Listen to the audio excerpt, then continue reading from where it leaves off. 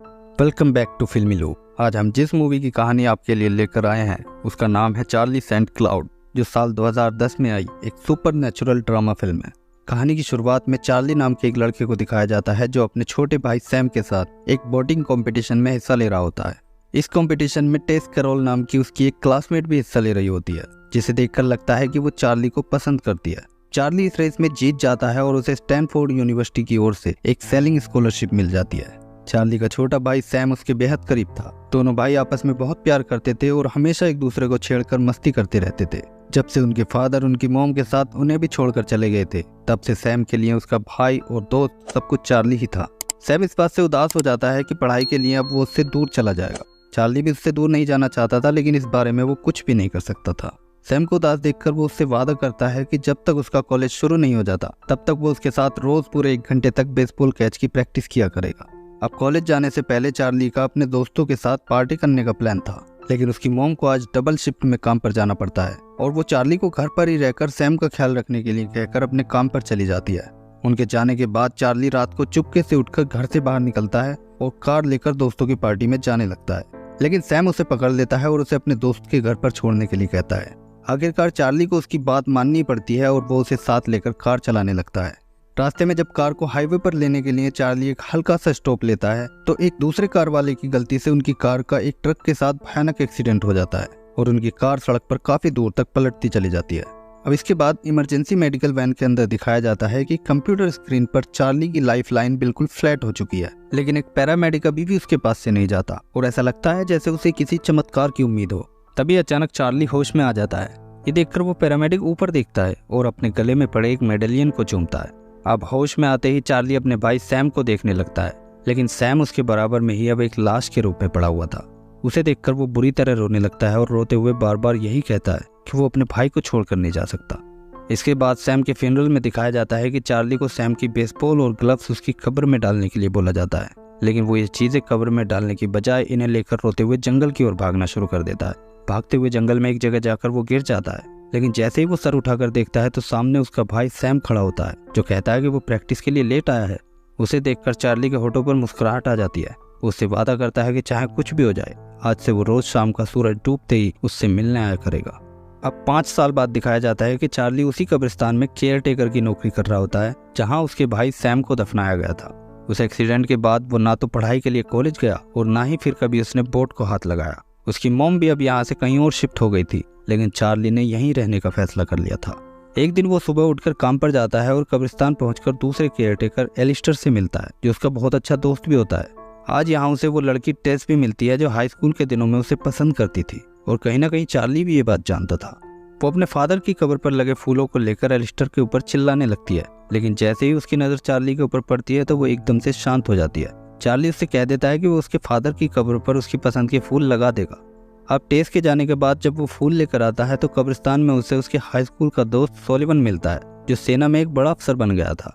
Charlie उससे बात करने लगता है, लेकिन एलिस्टर जब उधर देखता है तो वहाँ उसे चार्ली के अलावा कोई भी दिखाई नहीं देता। दरअसल सोलिवन सेना में मारा गया था और चार्ली को भी बात अच्छी तरह मालूम थी, क्योंकि इस वक्त वो बिल्कुल उसकी कब्र के पास खड़ा था। एलिस्टर के लिए ये कोई नई बात नहीं थी। चार्ली उसे ऐसे ही अकेले में बातें करते हुए अक्सर दिखाई दे जाता था। अब काम से लौटकर चार्ली बेसबॉल और ग्लव्स उठाता है और शाम का सूरज डूबते ही जंगल की ओर निकल जाता है। हर रोज की तरह यहाँ वो अपने भाई सैम से मिलता है और उसके साथ बेसबॉल की प्रैक्टिस करता है। दोनों भाई काफी सारी बातें भी करते हैं और आखिर में मस्ती करते हुए एक तालाब में कूद जाते हैं, लेकिन तालाब से बाहर सिर्फ चार्ली निकलता है, क्योंकि उनका 1 घंटा पूरा हो चुका था और अब सैम उसके सामने से जा चुका था। अगले दिन एक स्टोर से बाहर निकलते हुए चार्ली को वही पैरामेडिक मिल जाता है जो एक्सीडेंट के वक्त दिखाया गया था। उसका नाम फ्लोरियो फेरेंटे होता है। वो चार्ली को अपने साथ कॉफी पीने के लिए बुलाता है और उसकी पिछले 5 साल की जिंदगी के बारे में जानने की कोशिश करता है। वो कहता है कि उसे ये दूसरी जिंदगी किसी खास मकसद के लिए मिली है और वो मकसद उसे कब्रिस्तान में रहकर नजर नहीं आएगा। इसके लिए उसे यहाँ से बाहर निकलना होगा। फ्लोरियो की बातें आज उसे अंदर तक चोट पहुंचाती हैं, क्योंकि चार्ली बहुत ही टैलेंटेड स्टूडेंट था और जिंदगी में बहुत कुछ हासिल कर सकता था, लेकिन वो अपने भाई को छोड़कर नहीं जाना चाहता था। हालांकि उसे ये बात अच्छी तरह मालूम थी कि उसका भाई अब असली दुनिया का हिस्सा नहीं है, फिर भी सैम के साथ गुजरने वाला 1 घंटा उसके लिए हर चीज से ज्यादा कीमती था। अब वो हार्बर के पास से गुजरता है तो वहाँ उसे वही लड़की टेस कैरोल दिखाई देती है, जो अपनी बोट को एक बहुत बड़े कंपटीशन के लिए तैयार करने में लगी थी। इस कंपटीशन में हिस्सा लेना कभी चार्ली का भी सपना हुआ करता था, वो टेस के लिए खुश होता है और शाम को उसकी न्यूज़ वाली एक मैगजीन लेकर सैम से मिलने पहुंच जाता है। आज वो सैम से टेस के बारे में काफ़ी बातें करता है। रात को वो हार्बर जाता है और वहाँ खड़ी टेस की बोर्ड की ड्राइंग बनाने लगता है। तभी वहाँ एलिस्टर आकर उसे अपने साथ अपनी एनिवर्सरी पार्टी में ले जाता है। यहाँ उसके हाई स्कूल के 2 क्लासमेट सबके सामने उसकी इंसल्ट करने लगते हैं। वो कहते हैं कि बोर्डिंग कंपटीशन में हमेशा फर्स्ट आने वाला चार्ली आज भी वहीं का वहीं है। चार्ली को इस बात पे गुस्सा आ जाता है और वो उनमें से एक को जोर का मुक्का मारकर पार्टी से बाहर निकल जाता है। अब चार्ली फिर से हार्बर जाता है और वहाँ खड़ी टेस की बोट के पास खड़ा होकर अपने पुराने दिनों को याद करने लगता है जब वो बोट चलाया करता था। अचानक बोट के अंदर से टेस बाहर निकल कर आ जाती है और हिम्मत करके आज वो दोनों बातें करने लगते हैं। चार्ली के हाथों में अपनी बोट की ड्राइंग देखकर आज वो समझ जाती है कि वो भी उसे पसंद करता है। इसके बाद वो उसकी रेस के लिए गुड लक कहकर वहाँ से चला जाता है। अगले दिन टेस अपनी रेस की प्रैक्टिस के लिए बोट लेकर चल देती है। उसका कोच उसे तूफान का अलर्ट भी देता है लेकिन वो फिर भी नहीं रुकती। उसे लगता है कि यही सबसे अच्छा मौका है अपनी बोट को टेस्ट करने का और वो अपना कम्युनिकेशन डिवाइस बंद करके तूफान की डायरेक्शन में निकल जाती है। इधर शाम को चार्ली सैम से मिलने जाता है। आज बेसबॉल कैच की प्रैक्टिस करते हुए अचानक तेज बारिश आ जाती है और दोनों भाई बारिश के पानी में काफी देर तक मस्ती करते रहते हैं। अगली सुबह वो कब्रिस्तान जाता है और तेज आवाज करके वहाँ से कुछ पक्षियों को भगाने लगता है। इस आवाज से अपने फादर की कब्र के पास बैठकर सो रही टेस घबरा कर उठ जाती है। चार्ली नोटिस करता है कि उसके माथे पर चोट लगी थी और उसे चक्कर भी आ रहे थे। चार्ली उसे अपने साथ अपने कॉटेज ले जाता है और उसकी चोट की सफाई करके कुछ दवाई लगा देता है। टेस उसे बताती है कि वो अपनी बोट के साथ कल रात के तूफान में फंस गई थी। टेस चार्ली से उसकी पर्सनल लाइफ के बारे में कुछ बातें करने की कोशिश करती है लेकिन चार्ली इस बात को टाल देता है क्योंकि थोड़ी ही देर में उसे सैम से मिलने जाना था। अब टेस यहाँ से जाते हुए कहती है कि वो 6 महीने की इस रेस के बाद ही उससे मिल सकती है। ये सुनकर चार्ली दौड़कर उसके पीछे जाता है और उसे आज रात के डिनर के लिए इनवाइट करके सैम से मिलने चला जाता है। सैम के साथ कैच प्रैक्टिस के बाद रात को वो अपने कॉटेज में टेस के साथ डिनर करता है। टेस उससे यहाँ बॉक्स में रखे कुछ सामान के बारे में पूछती है तो वो बताता है कि ये सारा सामान उसके भाई सैम का है। इसके बाद बातों बातों में जब वो करीब आने लगते हैं तो टेस कहती है कि उसे अब जाना चाहिए। चार्ली भी उसे रोकने की कोशिश नहीं करता और वो बाहर चली जाती है। इसकी थोड़ी ही देर में उसके दरवाजे पर एक नॉक होती है और अंधेरे जंगल में से टेस की आवाज आती है जो चार्ली से उसे ढूंढने के लिए कह रही थी। इस तरह वो दोनों काफी रात तक आंख में चोली खेलते रहते हैं और आखिर में जंगल के एक कोने में एक दूसरे के प्यार में खो जाते हैं। अगली सुबह जंगल में चार्ली की आंख खुलती है तो वो अकेला होता है। वो अपने कॉटेज पहुंचता है तो उसके दरवाजे पर उसे एक पेपर टंगा हुआ मिलता है जिसके एक तरफ एक बोट का स्केच था और दूसरी ओर लिखा था कि मुझे आकर ढूंढ लो। इसे पढ़कर वो दौड़ता हुआ हार्बर जाता है जहाँ टेस उसे एक बोट पर बैठी हुई मिलती है। अब चार्ली भी उस बोट पर चढ़ जाता है और 5 साल के लंबे वक्त के बाद आज वो फिर से बोट चलाता है। इससे उसे बहुत खुशी मिलती है और वो इसके लिए टेस का शुक्रिया करता है। टेस यहाँ उसे एक पोएम सुनाती है और बताती है कि ये उसके फादर की फेवरेट पोएम थी। इस तरह वो दोनों शाम तक बातें करते रहते हैं और 5 साल में आज पहली बार चार्ली भूल जाता है कि उसे सैम से भी मिलने जाना है। अब शाम को जैसे ही तोप का गोला छूटता है तो चार्ली एकदम से उठकर जंगल की ओर भागने लगता है लेकिन जब वो वहाँ पहुँचता है तो सैम वापस जा रहा होता है। चार्ली उसे आवाज देकर रोकता है तो वो गुस्से में रोते हुए कहता है कि वो उसे भूलता जा रहा है इसीलिए आज वो लेट आया है। सैम कहता है कि उसके बिना उसे अपना वजूद मिटता हुआ सा लगने लगता है।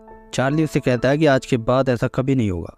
तभी पीछे से टेस आ जाती है लेकिन उसे चार्ली के अलावा यहाँ कोई दिखाई नहीं देता। वो अब सारी बात समझ जाती है और चार्ली का हाथ पकड़कर कहती है कि हर किसी को एक न एक दिन इस दुनिया से जाना होता है इसलिए उसे अब सैम को भी जाने देना चाहिए।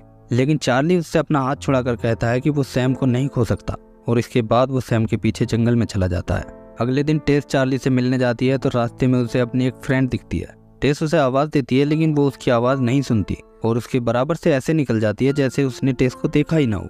टेस को ये बात बहुत अजीब लगती है लेकिन जब वो एक दुकान के शीशे में देखती है तो हैरान रह जाती है क्योंकि शीशे में उसे अपना रिफ्लेक्शन दिख ही नहीं रहा था। इधर एक कैफे में चार्ली अपने दोस्त एलिस्टर के साथ कॉफ़ी पी रहा होता है। तभी टेस के कोच के साथ कुछ पुलिस वाले वहां आते हैं और बताते हैं कि टेस कैरोल समुद्र में अपनी बोट के साथ 3 दिन से लापता है। ये सुनकर चार्ली हैरान रह जाता है और दौड़ता हुआ टेस के फादर की कब्र के पास पहुंचता है। यहाँ टेस उसे उसी हालत में मिलती है जैसे 3 दिन पहले मिली थी लेकिन उसे यकीन नहीं हो पा रहा था कि वो मर चुकी है। वो याद करने लगती है कि आखिरी बार उसने केप फ्लैटरी नाम की चट्टान से आती हुई रोशनी देखी थी। चार्ली कहता है कि मरते वक्त सभी को वो तेज रोशनी दिखाई देती है और एक्सीडेंट के वक्त उसने भी उस रोशनी को देखा था। ये बात सुनकर टेस रोने लगती है और धीरे धीरे चार्ली के सामने से ओझल हो जाती है। चार्ली को टेस की मौत का बहुत दुख होता है और वो घर आकर सारी चीजें इधर उधर फेंकने लगता है। इसके बाद शाम को वो फिर से बेसबॉल और ग्लव्स लेकर सैम से मिलने जाता है। वो सैम को टेस की मौत के बारे में बताता है और बस उसी के ख्यालों में खोया रहता है। अब रात को उससे मिलने फ्लोरियो की वाइफ आती है। वो उसे फ्लोरियो की मौत की खबर देती है और कहती है कि वो अपना मेडालियन उसे देना चाहता था। उसके जाने के बाद चार्ली उस मेडालियन को हाथ में लेकर देखने लगता है। इस मेडालियन पर सेंट जूड की तस्वीर थी, जिन्हें मुसीबत और नाउम्मीदी में उम्मीद जगाने वाला सेंट माना जाता है। तभी उसकी नज़र नीचे पड़े पेपर के उस टुकड़े पर पड़ती है जिस पर उस रात टेस ने खुद को ढूंढने की बात लिखी थी। चार्ली को अचानक यह एहसास होता है कि टेस अभी मरी नहीं है बल्कि कोमा में है, और कोमा में जाने से पहले शायद वो यही चाहती थी कि काश चार्ली उसे ढूंढने के लिए आ जाए। ये सोचते ही वो दौड़कर एलिस्टर के पास जाता है और वो दोनों टेस के कोच टिंक की बोट लेकर भागने लगते हैं। लेकिन टिंक उन्हें देख लेता है और छलांग लगाकर वो भी बोट पर चढ़ जाता है। जब उसे पता चलता है कि चार्ली बोट को केप फ्लैटरी ले जा रहा है तो वो कहता है कि टेस वहाँ कैसे हो सकती है, क्योंकि वो चट्टान टेस की आखिरी लोकेशन से 20 किलोमीटर दूर है। फिर भी वो दुआ करता है कि चार्ली का अंदाजा सही निकले। अब शाम हो जाती है और जंगल में सैम चार्ली के आने का इंतजार करता रहता है।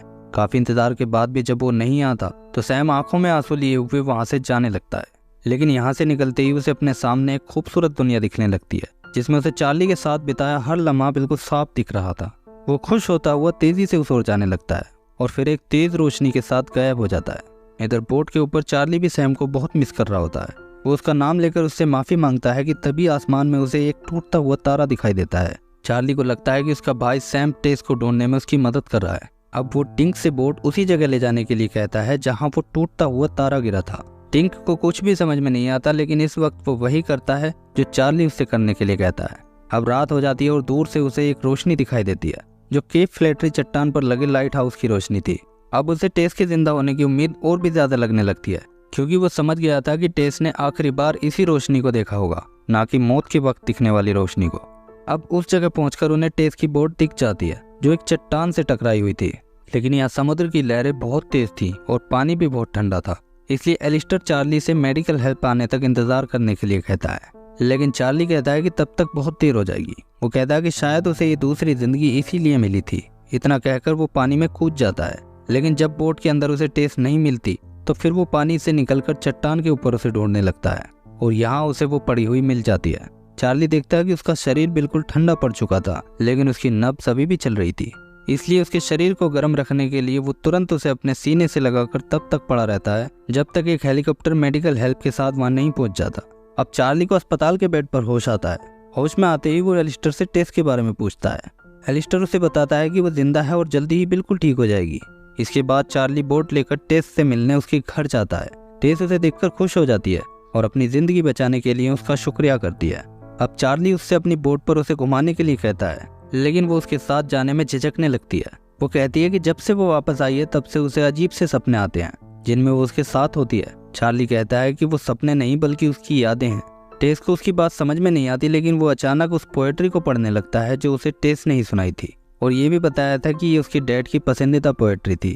चार्ली के मुंह से ये बातें सुनकर वो हैरान रह जाती है और अब वो उसके साथ उसकी बोट में घूमने के लिए चल देती है। इसके बाद शाम को चार्ली जंगल में उसी जगह पहुंच जाता है जहां सैम उससे मिला करता था।